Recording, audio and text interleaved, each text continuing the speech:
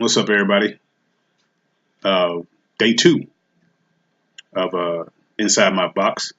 Um, it's been 2,843 days since the U beat Florida State in football. Today, we're going to talk about a few things. As I mentioned yesterday, I wanted to give a shout out to Brooks Koepka. He is the FSU alumni who won the U.S. Open golf tournament, and I said I would give him a shout out for winning that tournament. Because I didn't have his name yesterday, so I wanted to make sure he got a shout out. He's the Noel, so I got to give him a shout out. So I appreciate that. Uh, Not a very long agenda today, so I'm going to be short with it. It'll be busy probably come Thursday and maybe even tomorrow with the NBA happenings and as well as the College World Series concluding later in the week. But today, still want to get something out there to you guys that I thought was important. College World Series. As a matter of fact, since I've just mentioned that, the Gators and Oregon State look like they might be on a collision course to meet in the championship game. Oregon State won yesterday big, and the Gators won big today. So you got to watch out for those two teams. It's like they're going to be pretty good coming down the stretch. Oregon State goes against Florida State tomorrow in a must-win for Florida State. So it'll be interesting to see that tomorrow. Oregon State got a lot of offense. Florida State the pitching suspect, so we'll see what happens. A lot of NBA stuff going on. First thing I want to talk about is the rumors that the Cavs are looking at Chauncey Billups to be the Cavs GM. Maybe it's good. Maybe they just want to change. I don't know what was wrong with David Griffin, so we'll see how that goes. Maybe it could be a lot of hypotheses. I don't like to give hypotheses on why they got rid of him because I don't know why. The only thing that I was understanding that they couldn't extend. They couldn't come to an agreement on the type of extension. So it looks like at the end of the day it was about money so far. Other than that, we don't know. There's also talk about now that Griffin is gone, LeBron will probably leave in 2018. Until it happens, I really can't. I really can't comment on it. I don't think he's leaving. I think he's content now with his 3 titles. I think he's content with being in Cleveland. I think he's content with going to 8 finals. He can't win them all. That would only be Michael Jordan and Bill Russell. Other than maybe a whole bunch of other Celtics that played with Bill Russell. Other than that, it is what it is. You know what I'm saying? So I don't think LeBron's leaving. When he leaves, then I'll comment on it. Other than that, it is what it is. Chauncey Billups, hey, bring in a new guy, see what happens, and go from there. Dwayne Wade is projected to pick up his $24 million option with the Chicago Bulls, player option with the Chicago Bulls. That is not surprising to me. If you don't pick up the player option, that means you're opting out, and usually the assumption is what? You're either going to do one or two things. Either you're going to try to make less so that you can improve your team, or you can probably go somewhere else and assume you can make more money. Dwayne Wade is what, 36, 37? Going to make $24 million. You opt in. Ain't nobody giving Dwayne Wade $24 million anywhere else. Of course you're going to opt in. So he said he was thinking about it. Dwayne, I'm going to do the thinking for you. You're gonna opt in. Speaking of the Bulls, they're still looking at trying to do something with Jimmy Butler. A lot of suitors out there, so it'll be pretty interesting to see what happens with that. So we'll figure out from there. In Spurs news, though, Pau Gasol and David Lee have opted out of their contracts. Yes. And I look at least from this standpoint, is by them opting out, they can Pau, at least in Pau's situation, he is looking to take less for a longer term contract, which also frees up money for the Spurs to sign other players, namely Jonathan Simmons, or maybe even somebody from the outside, Chris Paul. Also, they're in the talks to maybe even get trade with the Knicks for Kristaps Porzingis. Double there, but those are just rumors, and I don't want to talk about rumors. I just like the fact that Pau has decided to opt out, so that's a real good thing. He's working for the team. He fits good in the system. He looks a little old. He looked old to me. But that could be due to a lot of things. It could be due to LaMarcus not looking healthy. It could be no Kawhi. There was no Tony Parker.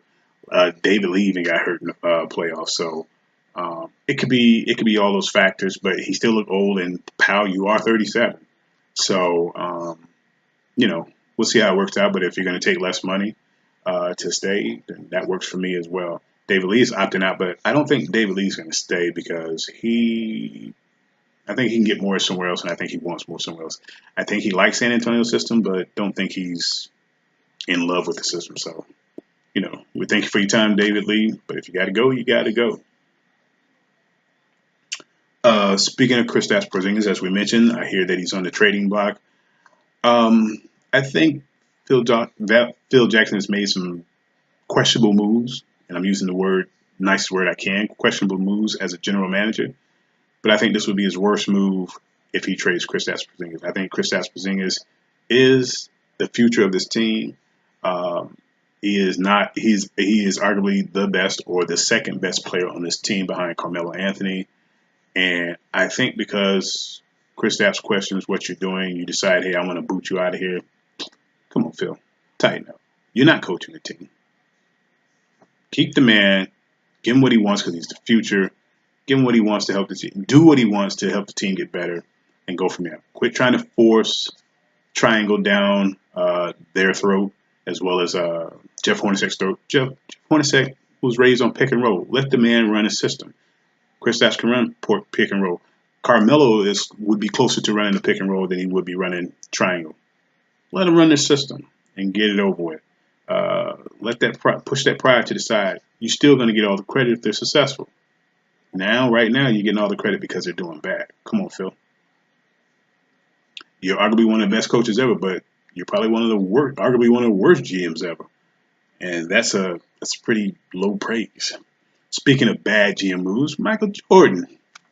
Good job. You traded for Dwight Howard. You are really challenging Phil for worst GM. Let me know how that goes.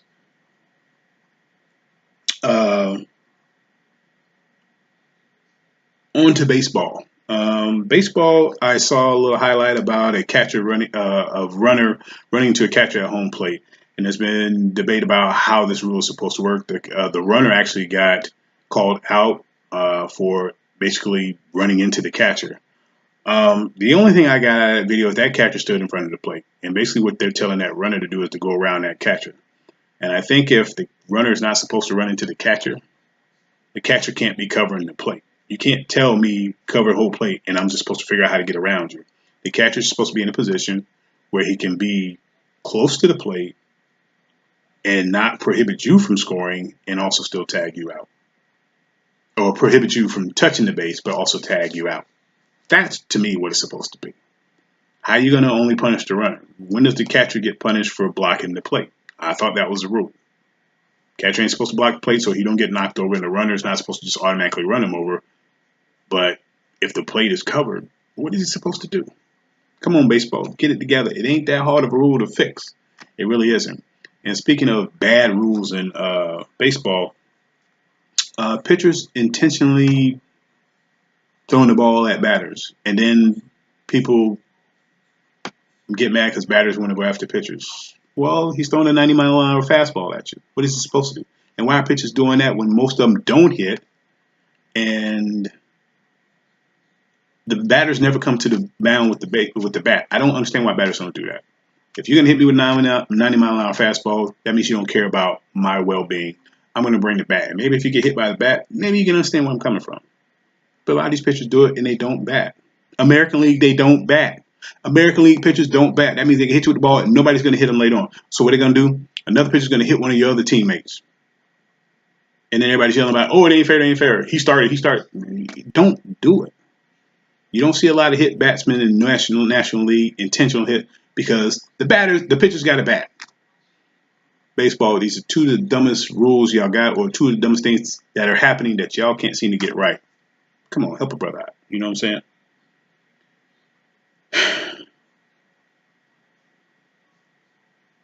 So, like I said, we had a short agenda today. That was all from the sports side that I all want to get out. Oh, I forgot. I almost got to give a shout out to my boy, Dave Agostini.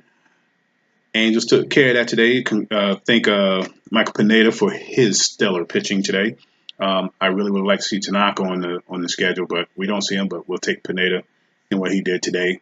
If we stop pitching to Aaron Judge, who is pretty good, we could probably shut y'all out. We just got to stop pitching to him. I don't understand that process, but I just want to get a shout out because I said I would, so we're doing that there.